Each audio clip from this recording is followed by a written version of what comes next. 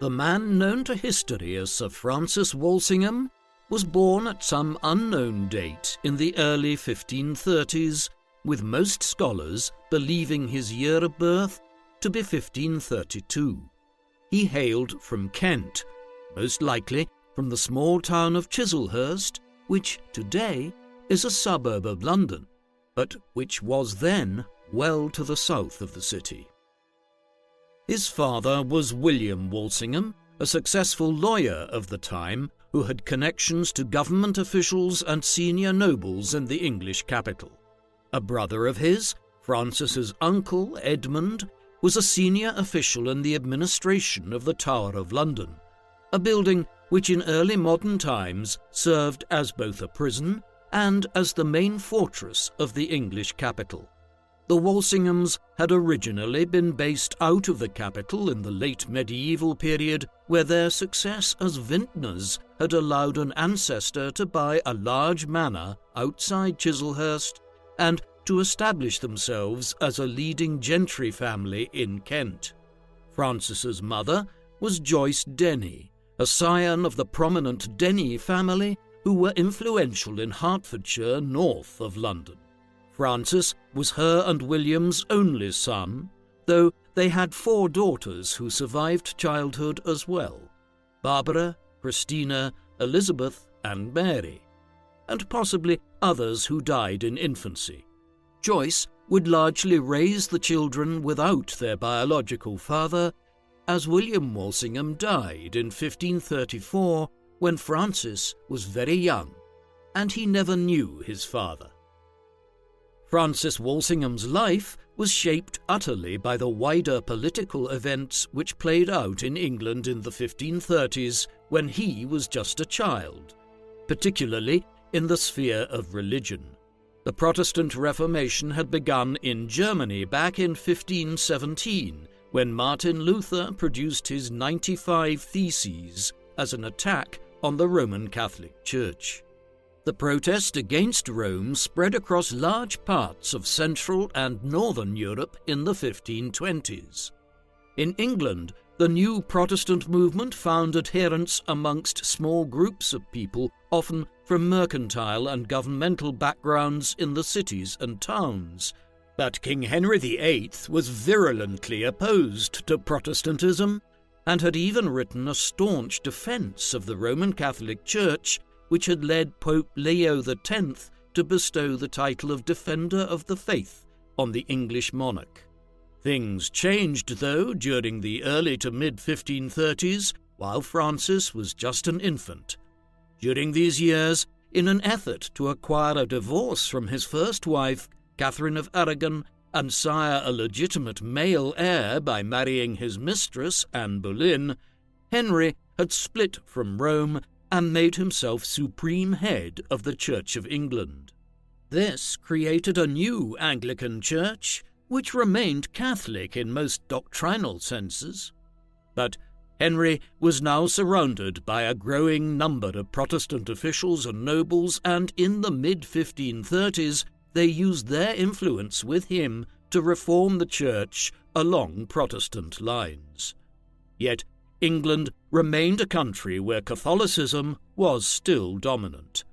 The battle to preserve the Protestant religious settlement would shape the entirety of Walsingham's life.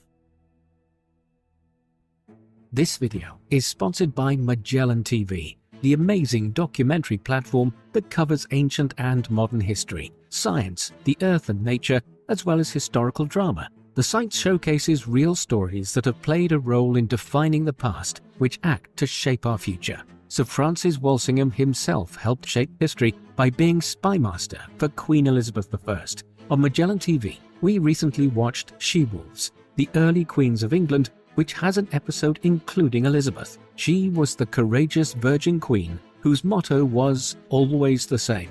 She stood up to the invasion threatened by the Spanish Armada and did so with the aid of her ministers and advisors like Sir Francis Walsingham. She was a woman who was a supreme ruler in a man's world. To find out more about Elizabeth I, why not try Magellan TV? There are no advertisements, and you can watch content anytime, anywhere on your TV, laptop or mobile device. And with new 4K content being added weekly, you will always have something entertaining and intellectually stimulating to watch. And with an annual membership, you pay only $4.99 per month, or pay monthly for just $5.99 per month for over 3,500 hours of viewing time. Click the link in the description box to get a 30 free days trial to watch She-Wolves, The Early Queens of England, and all the rest of Magellan TV's extensive collection of over 3,000 documentaries.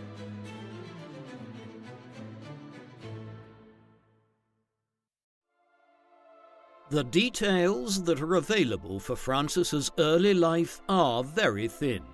His mother remarried to John Carey, a cousin of Henry Carey, Lord Hudson, almost immediately after Francis's father died in 1534.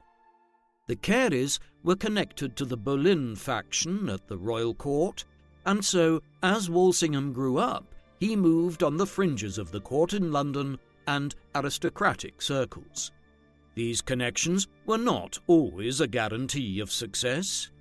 After marrying the king, Anne Boleyn had given birth to a daughter named Elizabeth, but no male heir arrived, and she was soon implicated in a court conspiracy and executed. A conspiracy that was probably invented to allow Henry to marry again and to demote the Boleyn faction. How Francis might have reacted to any of this is unclear, though we do know that in the 1540s, as he grew up, he adopted the Protestant faith, which was adhered to by a number of the Careys. His Protestantism would have been strengthened by his arrival in King's College, Cambridge in the mid-1540s during his teenage years, a college within the university which was known for its Protestant culture. He continued his training at Gray's Inn, one of the legal training schools in London, in the early 1550s. These were good years for England's minority Protestant community, as the son and heir which had eventually resulted from Henry VIII's third marriage to Jane Seymour, Edward VI, succeeded in 1547 and ruled down to 1553, with the minority government dominated by advanced Protestants who introduced a more thoroughgoing Protestant Reformation in the late 1540s and early 1550s. Disaster struck in the summer of 1553. Edward VI's health deteriorated sharply, and he died in early July that year. The Protestant lords and ministers who surrounded Edward then attempted an abortive coup of sorts to impose their own candidate as the successor to the throne, Lady Jane Grey, but they were foiled by Princess Mary, Henry VIII's eldest daughter from his first marriage to Catherine of Aragon.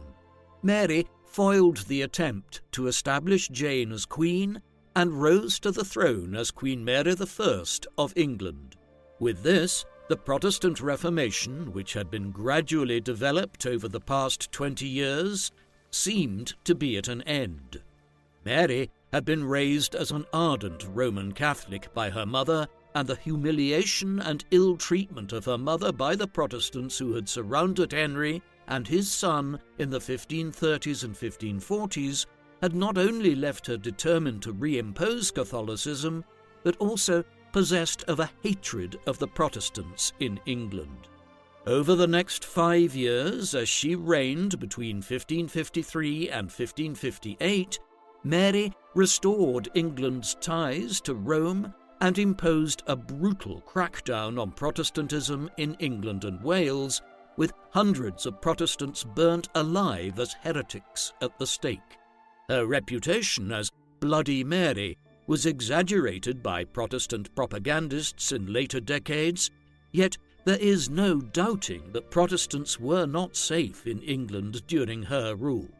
Hundreds fled the country for the continent, forming communities of English Protestant exiles in advanced Protestant cities such as Geneva, Basel and Strasbourg in the Swiss cantons and Western Germany, during the mid-1550s. Walsingham had already visited the continent before Mary ascended to the throne of England. In between his studies at Cambridge and entering Gray's Inn, he had visited mainland Europe in 1550 and 1551. When the Protestant regime was overthrown in the summer of 1553, and as the possibility of his finding career advancement as a Protestant in England collapsed, he left again for the continent. His exact movements over the next 5 years can only be traced in outline from the available evidence. We know he was studying civil law at the University of Padua in northern Italy in 1555, where he was recorded as being a representative of the English student contingent there. Thereafter, he drifted north to the Swiss cantons. Cities like Geneva and Basel had become the most radically Protestant regions of Europe by the 1550s, following the teachings of Jean Calvin at Geneva in the 1530s and 1540s. Calvinism, the branch of Protestantism which is named after him, had gone much further than Lutheranism in arguing that any forms of wealth and material trappings needed to be removed from churches to remove any traces of idolatry, as well as allowing for a simple Mass spoken in the vernacular languages rather than Latin, and being rooted in close and precise study of Scripture. Here in the Alps and the hills around them in the mid-1550s, many English Protestant exiles like Walsingham were not just galvanized in their beliefs, but adopted an even more purist form of Protestantism. In later times, they would become known as the Puritans back in England. For Francis and others like him in Geneva, Basel and Strasbourg in 1556 and 1557, it must have seemed like they would spend much of their lives living there in their small communities of expat English Protestants on the continent. There seemed to be no prospect of Mary tolerating Protestants at home in England, and in fact, she had married Prince Philip of Spain in 1554, a figure who would go on to become a bitter opponent of Protestantism across Europe as King Philip II between the late 1550s and his death 40 years later. But then, as many were resigning themselves to Mary ruling England as a bastion of Catholicism for decades to come, news arrived that after a phantom pregnancy and apparent miscarriage in early 1558, Mary's health had deteriorated sharply. She died in November 1558. The exact cause of her death is not clear, though cancer of some kind seems probable, combined with other complicating illnesses. With her passing, her half-sister Elizabeth, the child that had been born during Henry VIII and Anne Boleyn's brief time as husband and wife, succeeded her. And, as the daughter of Anne Boleyn, it was clear that Elizabeth would favour a return to Protestantism of some kind. With this, many of the Protestant exiles on the continent began flocking back home to England. Walsingham was among them, and he had returned to his native Kent by early 1559. Shortly after he arrived back in England, Walsingham obtained the first important position in his political life when he was returned for the constituency of Bossiney in the House of Commons in the Elizabethan Parliament. Parliaments only sat intermittently in early modern times. They were particularly active in the first 2 years of Elizabeth's reign as a wide range of reforms were introduced to overhaul the reforms Mary had brought in from 1553 onwards. Most importantly, in conjunction with the Queen and her ministers on the Privy Council, the Parliament oversaw the introduction of the Elizabethan religious settlement. This recreated a Protestant Church of England which was organised in line with Elizabeth's religious views. What this meant was that it was a very moderate form of Protestantism which retained many elements of Catholicism, though while splitting again entirely from Rome. Walsingham and many others who had lived in the Swiss cantons as Marian exiles in the mid-1550s would never be fully reconciled to this lukewarm form of Protestantism. To a substantial extent, he would spend his political career, along with other senior politicians of the Elizabethan age, trying to coerce Elizabeth into allowing the creation of a more puritanical or Calvinist Church of England. While we know that Walsingham sat in Parliament in 1559 and was elected to sit in Parliament again in 1563 to represent the constituency of Lyme Regis, there is a considerable lack of available evidence for Walsingham's career during the first decade of Elizabeth's reign. This is unusual for a figure who would rise to become the English Secretary of State in the 1570s. The reason for this dearth of information on his early career is that Walsingham's private papers and personal correspondence were largely lost in the 17th century. While caches of his papers were collected by antiquarians and today are found dispersed through various collections in the British Library, many of his writings no longer survive. As a result, unlike contemporaries of his, such as his predecessor in the office of Secretary of State, Sir William Cecil, the details of Walsingham's career in the early and mid-1560s are somewhat opaque.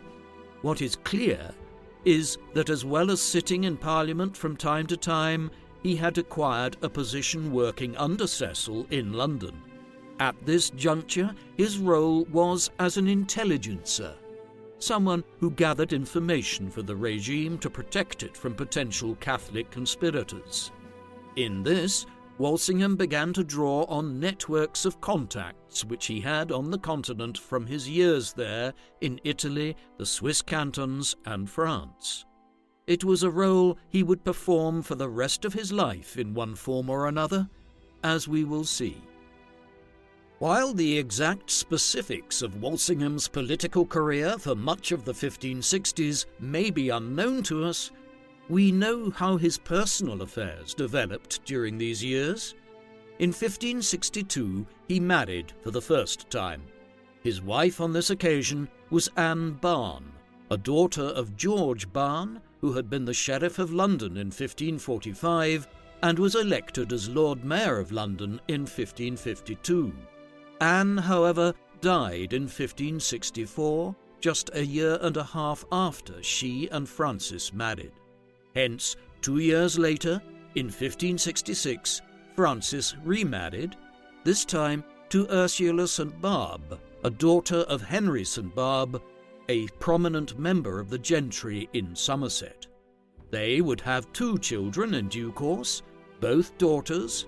Frances, with an E, was born in October 1567, named after her father as though he already knew he would not have any sons, while 6 years later a girl, Mary, arrived. Ursula shared her husband's devout Protestantism.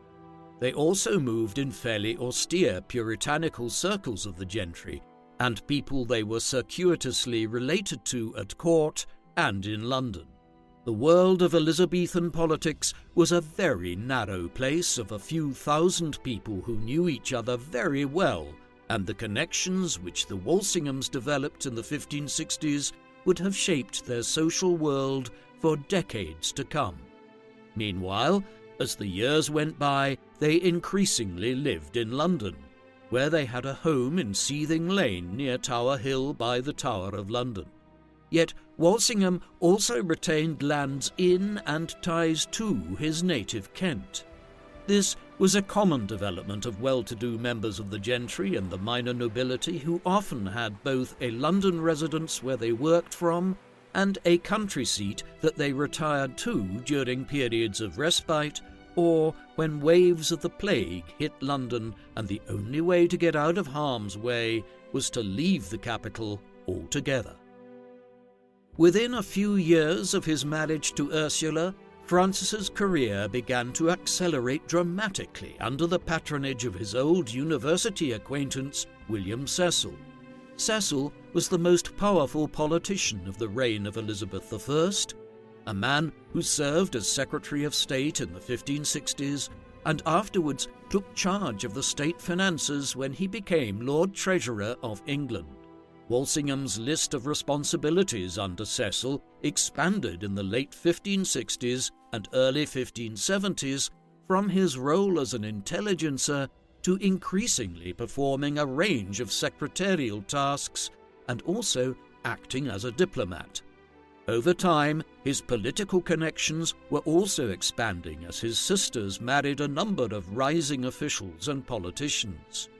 His sister Mary married Sir Walter Mildmay, a figure who had risen in service to the government of King Edward VI in the early 1550s and who quickly became the treasurer of the royal household under Elizabeth. In the 1560s, he became the Chancellor of the English Exchequer. Another of Walsingham's sisters, Elizabeth, married Sir Peter Wentworth. He was not as closely associated with the government, but in the 1570s he emerged as a leading voice, calling for further Protestant religious reform in the English Parliament, further emphasising Francis's enmeshment in the advanced Protestant circles of London and England during Elizabeth's reign. Walsingham's path to senior office really began in the early 1570s when he was appointed to form part of an English diplomatic mission which was sent to France in the summer of 1570. The French were in the first stages of a period of 4 decades of domestic conflict known as the French Wars of Religion, a clash between Catholics and Protestants, the latter of which were known as Huguenots in France. The majority of the population were still Catholics, but, as in England, a substantial proportion of people who lived in the cities and towns and the gentry and minor nobility had adopted Protestantism, making it hard for the government to ignore their calls for tolerance. The mission Walsingham arrived in France as part of in the summer of 1570 was sent by Queen Elizabeth to petition King Charles IX of France to provide greater religious toleration for the Huguenots. He evidently did well enough during the exchanges in Paris that when the English ambassador to France, Sir Henry Norris, was recalled shortly afterwards, Walsingham was appointed as his successor. He spent the next 2.5 years in Paris performing this role. It was a major apprenticeship in senior political office. In the early autumn of 1572, nearly 2 years into his tenure as English ambassador in Paris, Walsingham was witness to one of the most infamous episodes in the history of Europe's wars of religion. That mid-August, thousands of political and aristocratic figures had gathered in Paris for the marriage of King Charles's sister Margaret, or Margot, to Prince Henry of Navarre, head of the House of Bourbon. Henry was a leader of the French Huguenots, and the marriage held out the possibility of a lasting peace between Catholics and Protestants. But it didn't turn out in this way. The marriage was celebrated on the 18th of August. 5 days later, as the celebrations were winding down and hangovers were being nursed across the city, violence broke out on the night of the 23rd of August. It spiraled out of control in the hours that followed, with Huguenots murdered in enormous numbers across the city of Paris and beyond on the 24th of August, St. Bartholomew's Day. Amongst the thousands of French Protestants who were eventually killed was one of their foremost leaders, Gaspard de Coligny, Seigneur of Chantillon. As the streets of Paris literally ran red with blood, Walsingham and his staff sheltered many Protestants in their homes in the French capital. It was a defining moment for Francis. After the St. Bartholomew's Day massacre, he was convinced that the Catholics of Europe would not refrain from any action to try to crush the Protestant Reformation in countries like England and France, and henceforth his perception of himself was as a zealous defender of the Protestant religious settlement in England in a religious war across the continent that seemed to have no end. Walsingham remained on in Paris as English ambassador there for several months following the massacre, as renewed war broke out across the country between the government and Catholic lords, such as the Duke of Guise and the Protestants led by Navarre. Events in England soon led to his recall, though. Cecil had moved from the office of Secretary of State to become Lord High Treasurer in the summer of 1572. He had been succeeded by Sir Thomas Smith, an able humanist scholar and former ambassador to France himself. However, Smith was nearing his 60th year, and it was evident that his appointment was a stopgap measure rather than a long-term solution. Shortly after he arrived home in England from France in the late spring of 1573, Walsingham was mooted for the position, and later that year he was appointed as co-secretary with Smith, though he would perform more and more of the duties himself over time in the mid-1570s, and was secretary on his own from 1577 onwards after Smith's death. This was an enormously powerful position. Secretaries of State, or indeed private secretaries to nobles and officials in early modern times, were people of considerable influence, their title literally meaning the keeper of secrets, the individual who managed the correspondence of government and who ran the royal secretariat, a coterie of scribes and clerks who were the embryonic version of the modern civil service. It was to this office that Walsingham, after his 2.5-year stint as ambassador in France, was appointed in 1573. It was something of an unusual, almost mercurial rise to power for a figure who had operated behind the scenes in such a shadowy manner in the 1560s. As Secretary of State, Walsingham was tasked with managing a wide array of problems that were facing the English government. Chief amongst these was England's international position. England was viewed as something of a pariah state in the second half of the 16th century in Europe, particularly in Spain, where King Philip II entertained hopes of using Spain's immense riches and military power to pull England back into the Catholic fold as it had been by his deceased wife Mary. He would never abandon his hopes of reclaiming the kingdom he had briefly been king of back in the mid-1550s. Philip's views were mirrored in Rome by a succession of popes. Such was the antipathy towards England and its Protestant experiment that in 1570 Pope Pius V had issued a papal bull entitled Regnans in Excelsis, through which he excommunicated Queen Elizabeth. The hostility of Spain and the papacy, combined with the events in France on St. Bartholomew's Day while Walsingham was ambassador there in 1572, had convinced many advanced Protestants, like Walsingham, that they were locked in a deadly struggle to preserve the Protestant settlement in England against the instruments of the Antichrist in Rome. It was not simply abroad that the danger lay.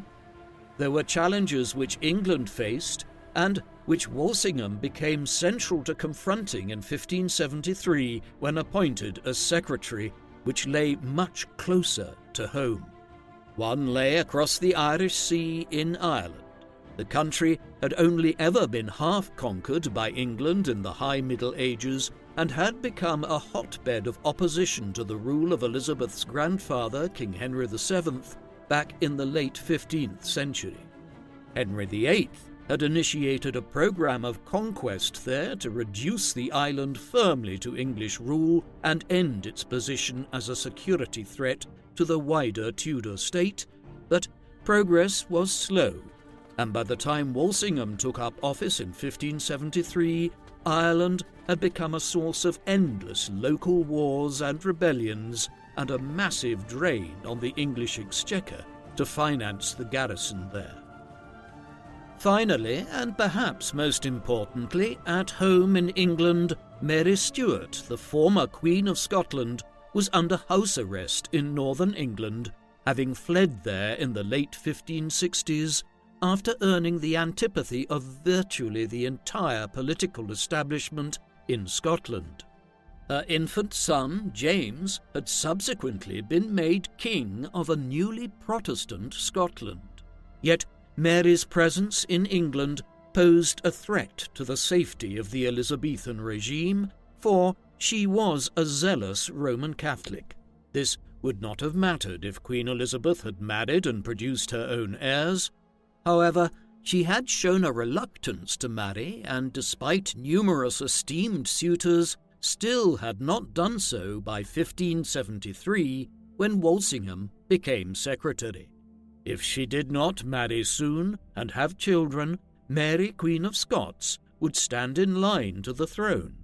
Hence, with this dangerous Catholic in the midst of England's political situation, did Walsingham take up his position as Secretary of State late in 1573. Given all of these threats, it is unsurprising to learn that one of the foremost activities which Walsingham pursued over a 17-year period as Secretary of State was in developing a network of spies and secret agents. He had already engaged in this work in the 1560s. Now, with the full resources of a senior government position behind him, he began employing people widely within England and on the continent to become agents and report back to him, all with the goal of preserving the Protestant settlement in England.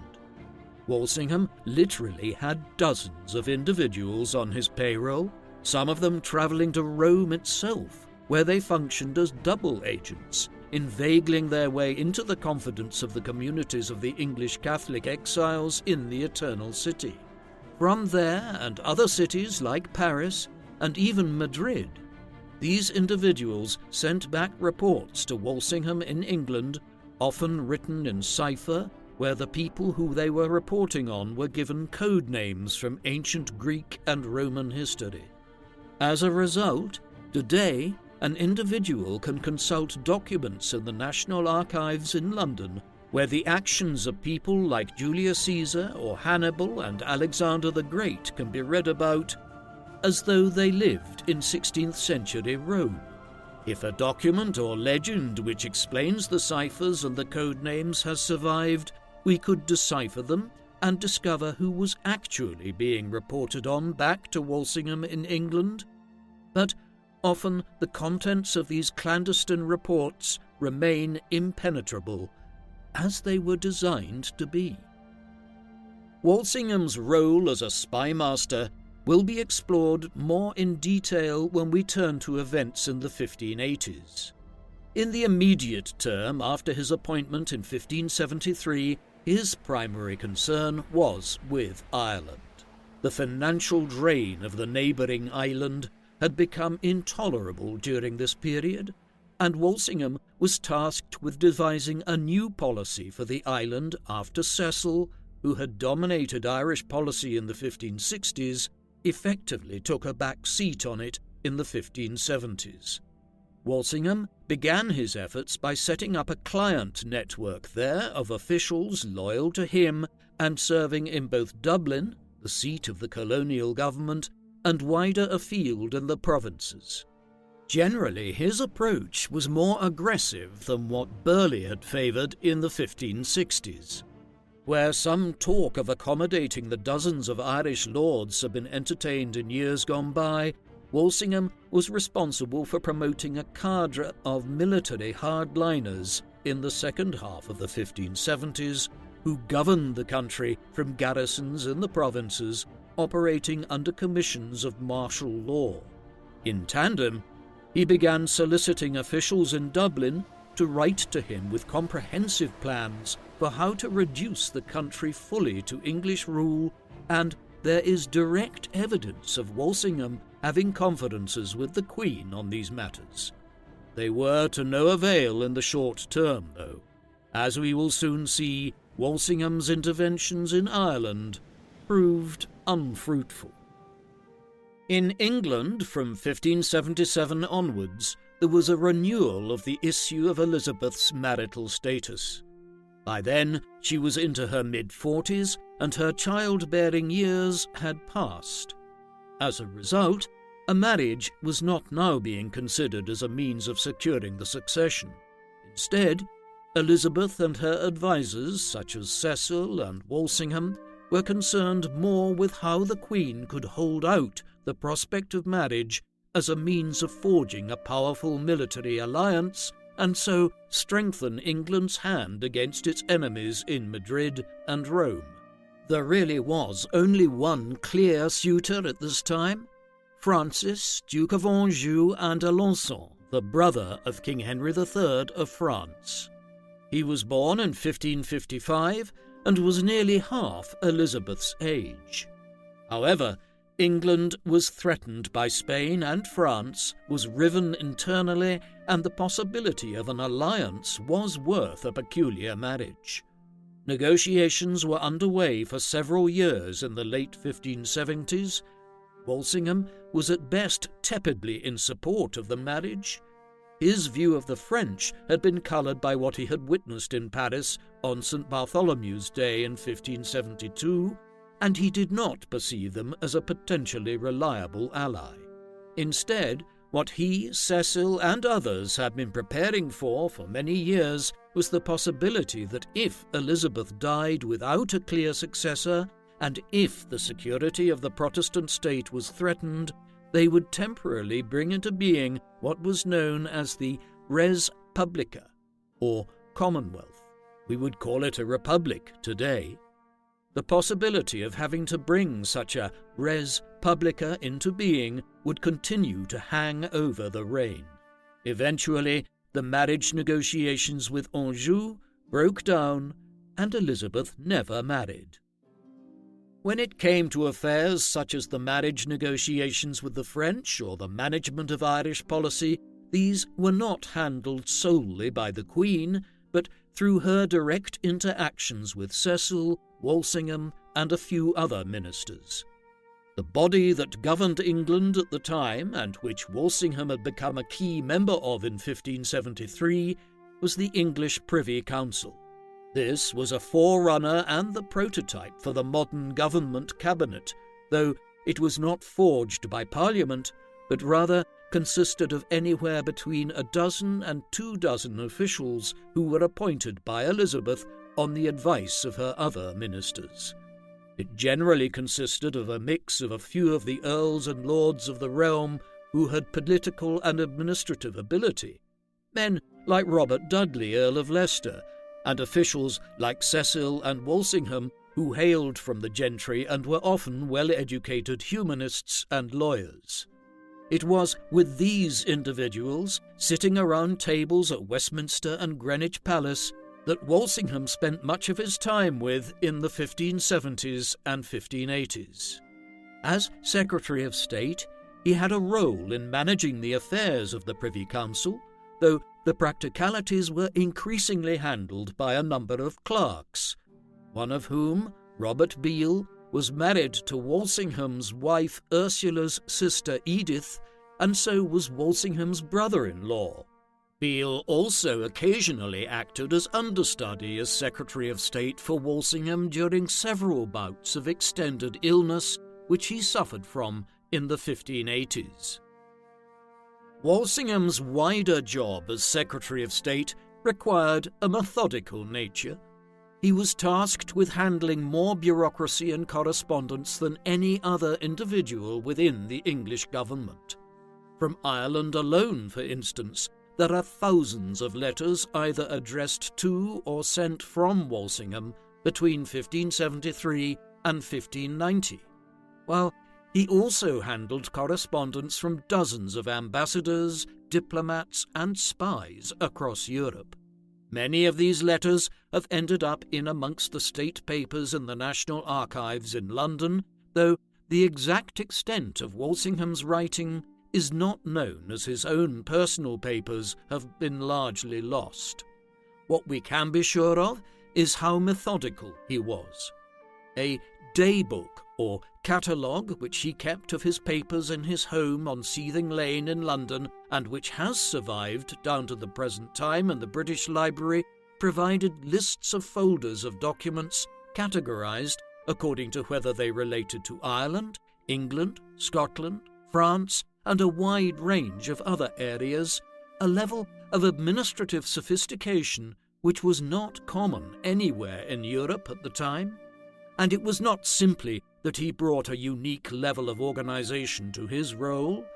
He also had folders full of policy papers and treatises which had been sent to him by officials in the provinces, each seeking to influence policy formation at the centre of the state. He was, in short, a policy wonk and a workaholic before those concepts had names.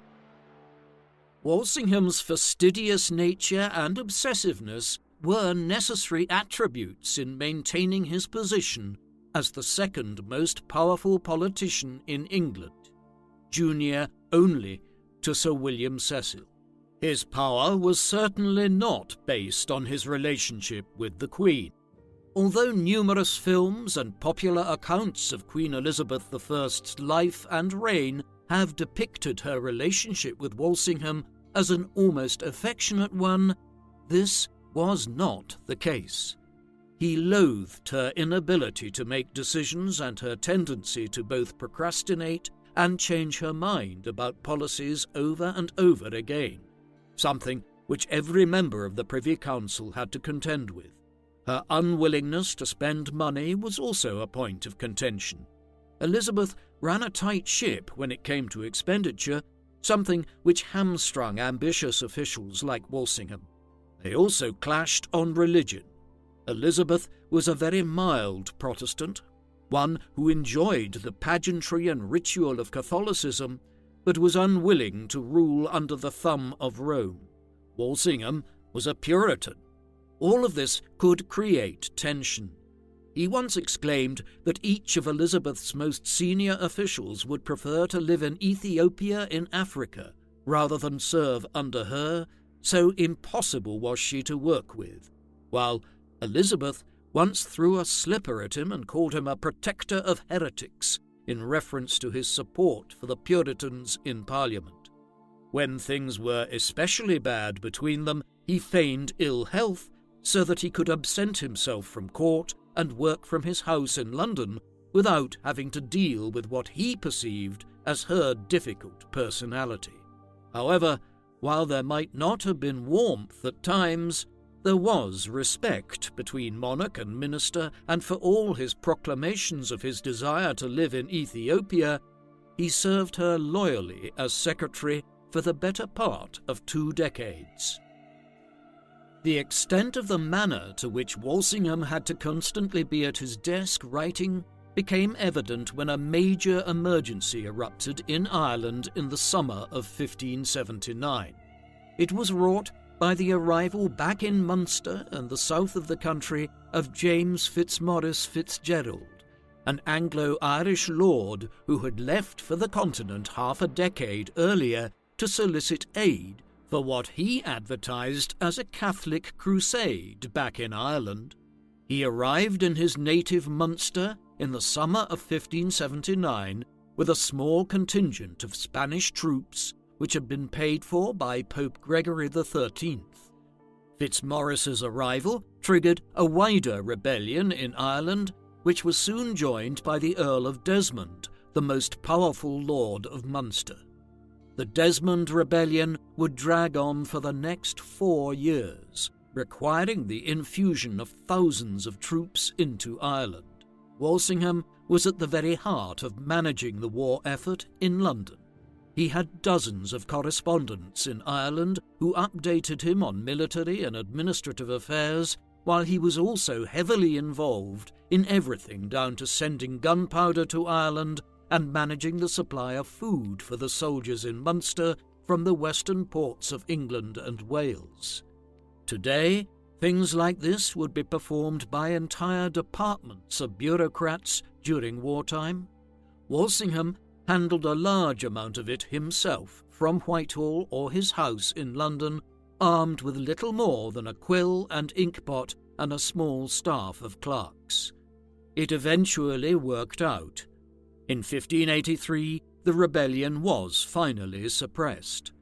Desmond was killed in Munster, and the extensive lands of the Earl and his allies were soon being prepared for an English plantation which would bring in English settlers. Walsingham was also heavily involved in organising this Munster plantation from London. These were personally difficult years for Francis.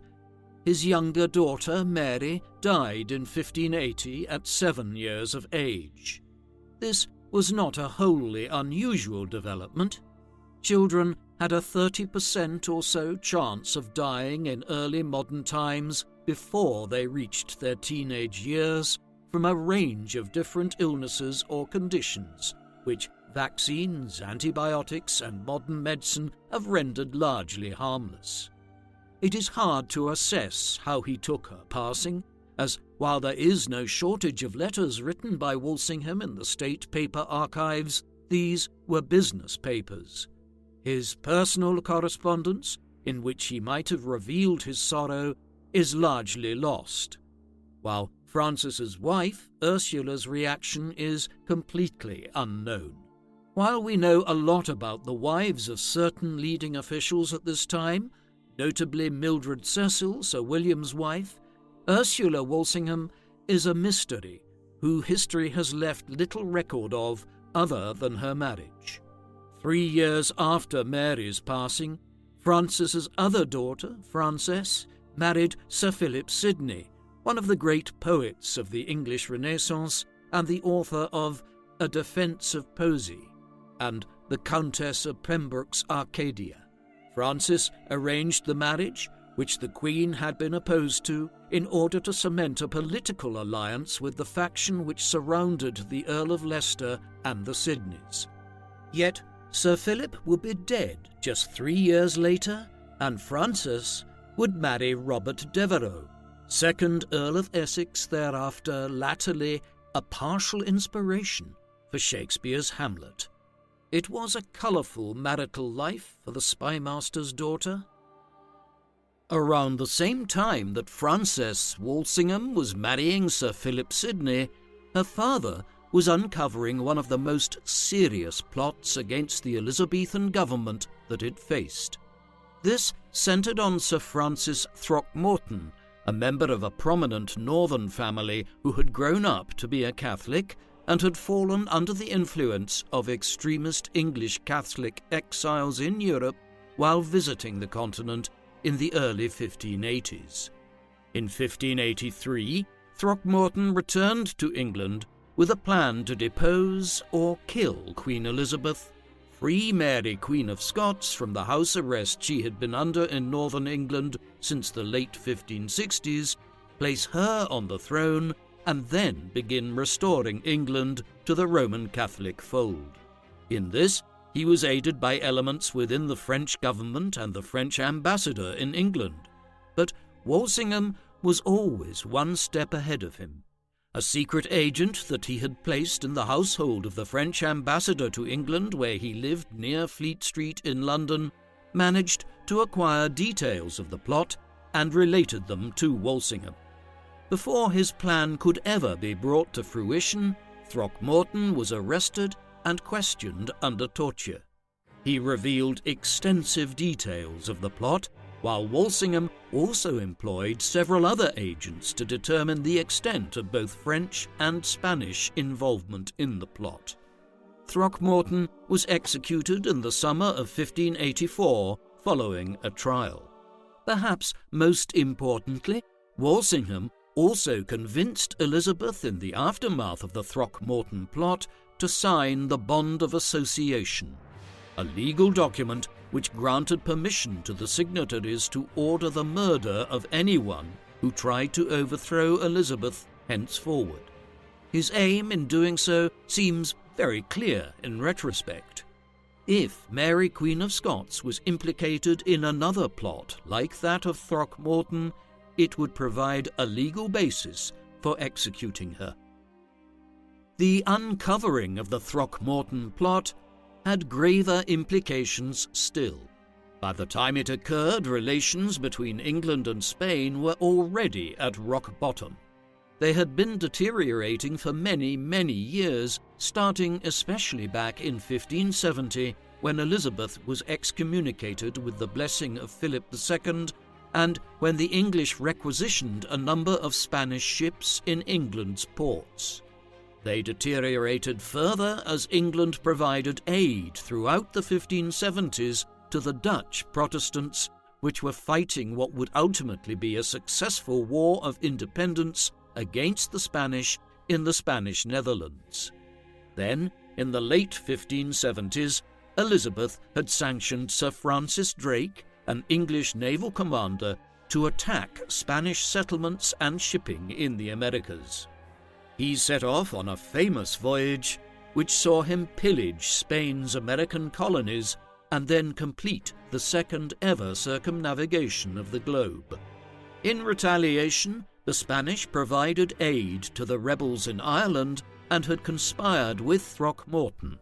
Finally, in 1585, Elizabeth, acting on pressure from Walsingham and others, decided to sign the Treaty of Nonsuch with the Dutch rebels, and the Earl of Leicester led an English military expedition to the Low Countries. It was, effectively, a declaration of war. The First Anglo-Spanish War, as it is termed, would last for nearly 2 decades. The outbreak of war with Spain made ministers like Walsingham ever more anxious about Mary Queen of Scots. If the Spanish managed to send a naval expedition to England and open a front there, Mary would become a focus of conspiracies to free her and place her on the throne as a Catholic who would be favourable to Spain. This was the context in which Walsingham and his spies began tracking the activities of an English Catholic by the name of Anthony Babington. Like Throckmorton before him, Babington had visited the continent, and there he had come into contact with English Catholic exiles that were plotting from Rome and other cities against Elizabeth's regime in England.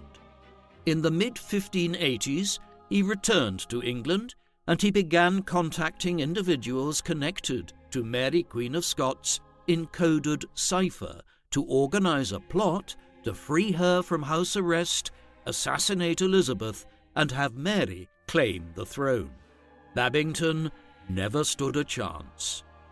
From early on in the conspiracy, he was working with 2 individuals named Robert Poley and Gilbert Gifford, both of whom were double agents employed in Walsingham's spy network. Walsingham had no intention of letting Babington's plot come to fruition, but he did want it to progress far enough for him to have clear evidence that Mary Queen of Scots had been complicit in it. He then intended to use this evidence to call for her execution based on the bond of association that had been drawn up after the Throckmorton plot. Matters came to a head in July 1586, when Babington composed the one and only letter he is understood to have written directly to Mary. 10 days after he wrote his letter in cipher, Mary responded in code as well. Walsingham and his agents had already cracked the cipher and intercepted Mary's letter and decoded it. It was the smoking gun that was needed. In it, Mary had sanctioned Babington's plot. With this, Walsingham ordered the rounding up of Babington and his co-conspirators. A few weeks later, they were executed by being hung, drawn, and quartered, the brutal punishment for crimes of treason in early modern times. By then, Walsingham and Cecil had convinced Elizabeth to place Mary on trial. She was tried at Fotheringhay Castle in mid-October in front of a large jury of Elizabeth's ministers and the peers of the realm. Elizabeth was not present, and she never actually met Mary in person, despite her many years in England. But when the former Scottish Queen was found guilty, Elizabeth found it impossible to sanction her execution, unwilling to order the death of a fellow queen. In the end, it took until February 1587 for her to sign the death warrant. When she did, she almost immediately tried to change her mind, but discovered that Walsingham, Cecil, and the rest of the Privy Council had acted as soon as she signed the document, aware that the Queen would possibly change her mind. Mary was executed at Fotheringhay on the 8th of February, 1587. Afterwards, Elizabeth was furious with her ministers, Walsingham included, though the full scale of her fury was directed at William Davison, a secretary who had conveyed the death warrant to the Privy Council as soon as she signed it. There was something of a perennial crusader about Walsingham. He had no sooner dealt with one threat to England and the Elizabethan regime when another emerged. In the case of the aftermath of the Babington plot and Mary's trial and execution, within a short period, Francis was soon receiving a mounting number of alarming reports on Spanish preparations to send a fleet against England. Dozens of large ships were being prepared in Spanish and Portuguese ports, and further reports from the Spanish Netherlands around modern-day Belgium indicated that this armada would travel north to the English Channel, then make landfall around Antwerp before Alexander Farnese, Duke of Parma, the governor of the Spanish Netherlands armies in Flanders, would board the armada ships. It would then cross the Channel and make landfall in England. Philip II had decided he was going to conquer England once and for all. These reports were confirmed in the months that followed, and Walsingham and his associates in government soon began making preparations for the sailing of the Spanish Armada. The Spanish Armada set sail from Lisbon in May 1588. By the time it did, Walsingham had been at full tilt for months trying to avert disaster. Some of this involved direct sabotage using his agents on the continent. A particularly shrewd move was an effort to convince the Turkish Sultan and his government in Constantinople to launch a fresh attack against Spain, the Ottomans having been at war intermittently with the Spanish across the Mediterranean for decades. Yet none of this could prevent the Armada leaving Portugal that fateful summer. Its fate is relatively well known. It made it to the English Channel, but it was never able to make landfall in the Spanish Netherlands to pick up Parma's army. Instead, after clashes with the English fleet in the Channel in August 1588, during which a young Walter Raleigh famously oversaw an operation which crashed ships that had been set alight into the Spanish ships, an unseasonable storm blew through the Channel and sent the Armada crashing northeastwards into the North Sea. Even as the storm raged, one of England's nobles wrote to Walsingham, opining that the secretary had done more with his pen to avert disaster than the commander of any ship. The emergency wasn't entirely over with the scattering of the Armada. In the weeks that followed, 24 of the Spanish ships were wrecked along the coast of Scotland and Ireland, unleashing thousands of Spanish troops onto Irish soil.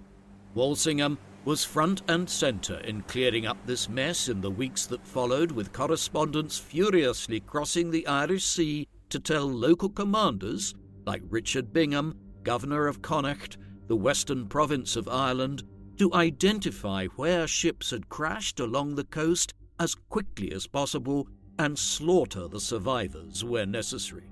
Speed was of the essence. The Spanish could not be allowed to gather themselves in Ireland and coordinate their actions with the Irish. What followed was a ruthless but effective episode of emergency resolution, with English bands of soldiers scouring the western and northern seaboards of Ireland to kill, arrest, or otherwise neutralize the Spanish survivors. Most were apprehended or killed, though many escaped over the North Channel into Scotland and from there took ship back to Spain. A small number of stragglers were rumoured to be still in Ireland years later, teaching the Irish modern drill practices and other elements of the military revolution which had swept Europe over the last century. For months to come, Walsingham was liaising with his network of informants, attempting to discover where any of these people might be. By the time of the Armada, Walsingham, though only in his mid-50s, was suffering from increasingly poor health. In truth, he had suffered from a number of physical maladies that had grown worse over the years he served as secretary, though they never dented his ability to work. There were numerous ailments which are hard to disentangle. He suffered from kidney stones, a condition which is quite treatable today, yet which massively reduced the quality of life of those who suffered from it in early modern times. More serious still was what is assumed by historians to have been testicular cancer. This was degenerating by 1588, and in the year after the Armada his health declined further. Nevertheless, he remained busy at his desk and directing his clerks and secretaries, maintaining a heavy correspondence through 1589, and playing a central role in providing intelligence to Sir Francis Drake and Sir John Norris, who between them led an English armada of revenge which sailed against Spain in the early summer of 1589, but which failed to seize the port of Coruña there during an assault on it from the sea. In the months after it, Walsingham's health issues became terminal. He died at home in Seething Lane, where Walsingham House now stands in central London, on the 6th of April 1590. It is an indictment of Elizabeth's perennial penny-pinching that he died with considerable debts, which were not cancelled by the Crown until the reign of King James I. He was buried the following day on the grounds of St. Paul's Cathedral in the centre of the city. The stone put up to mark the site was unfortunately destroyed in the Great Fire of London of 1666, but a more modern monument at the rebuilt cathedral marks his interment there. When Walsingham died in 1590, his life's work, which was the preservation of the Protestant regime in England, was still precariously balanced. Less than 2 years earlier, the Spanish had nearly landed a massive army on English soil, and the war with Spain was still raging as the 1590s dawned. It would continue for another 14 years after Walsingham died, with new armadas threatening England's security and a Spanish expedition landing in Ireland in 1601 at the height of a new massive rebellion there, which very nearly saw English control over the island ended entirely. But the Elizabethan regime survived all of these emergencies. Ireland was brought fully under English rule in the early 17th century, albeit at enormous financial cost, and peace was achieved with Spain in 1604.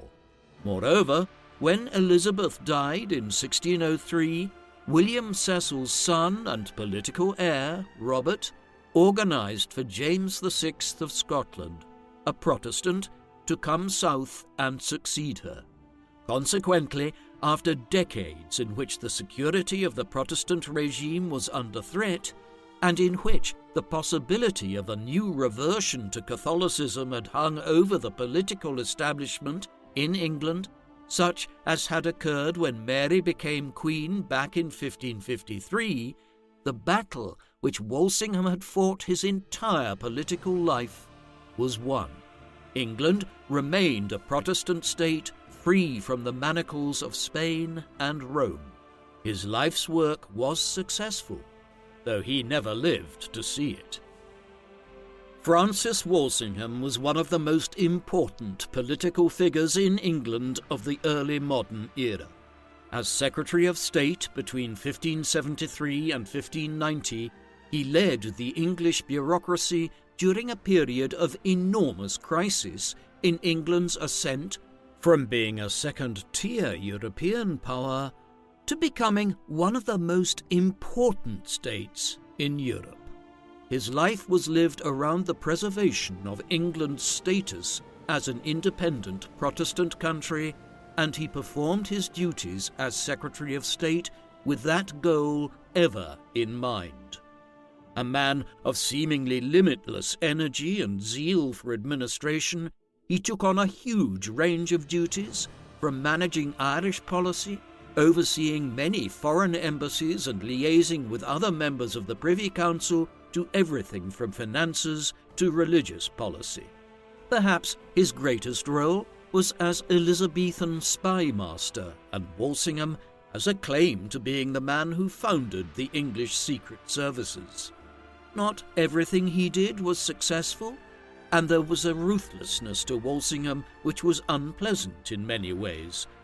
The secretary having effectively entrapped Mary, Queen of Scots, and caused her execution, while in Ireland he patronised the rise of a cadre of brutal military commanders who deliberately fomented wars with Irish lords that they displaced thereafter. Yet his methods were also often successful, and his influence was such that, barring Sir William Cecil, there was no more influential a political figure in England during the long reign of Queen Elizabeth than Walsingham. What do you think of Sir Francis Walsingham? Were his efforts to undermine Mary, Queen of Scots, unwarranted, or were they consistent with his efforts to protect the Elizabethan regime at home and abroad? Please, let us know in the comment section. And in the meantime, thank you very much for watching.